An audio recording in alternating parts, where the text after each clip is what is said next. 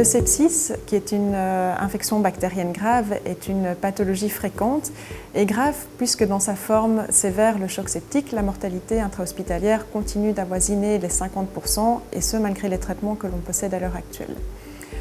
Dans sa forme sévère, le choc septique, la moitié des patients vont présenter une altération de leur fonction cardiaque, ce qui est appelé la cardiopathie septique. Pour fonctionner correctement, le cœur a besoin de beaucoup d'oxygène. Cet oxygène va lui être apporté grâce au sang qui irrigue les artères coronaires, qui sont les artères qui vascularisent le cœur.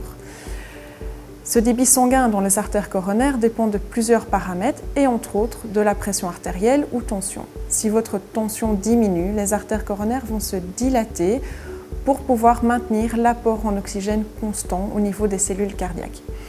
Ce mécanisme protecteur, qui est appelé l'autorégulation, semble être altéré dans le sepsis, mais il y a malheureusement très peu de littérature à ce sujet. Si ce mécanisme protecteur est altéré, la qualité de l'apport en oxygène au niveau des cellules cardiaques n'est plus garantie et ces cellules pourront dès lors commencer à souffrir. Ceci participerait à la cardiopathie septique. Mon projet consistera à essayer de mieux comprendre la physiologie de la circulation coronaire et plus particulièrement sa physiopathologie dans le sepsis.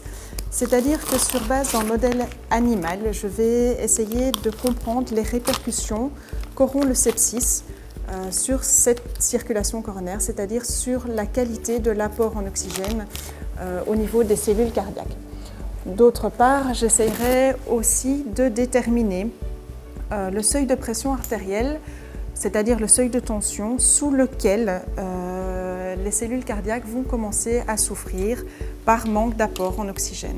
Alors les perspectives pour le patient, au terme de mon étude, ce serait de pouvoir estimer au lit même du patient, et ce grâce à des appareils de monitoring, c'est-à-dire des appareils de surveillance classiques qui sont utilisés tous les jours aux soins intensifs et en anesthésie, de pouvoir déterminer si l'apport en oxygène au muscle cardiaque est suffisant par rapport à sa consommation et aussi de pouvoir déterminer le plus précocement possible l'installation d'une souffrance cardiaque, ceci évidemment afin de guider au mieux la réanimation du patient en choc septique. Cette année de recherche grâce au fonds Erasme va me permettre d'aborder la médecine sous un angle nouveau, une approche beaucoup plus fondamentale mais qui reste indissociable et complémentaire de la pratique clinique classique.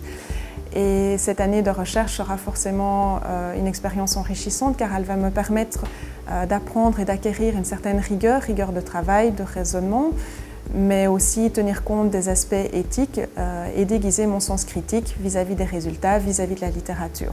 Donc tout ceci sera forcément un atout pour ma médecine, pour ma pratique clinique en anesthésie.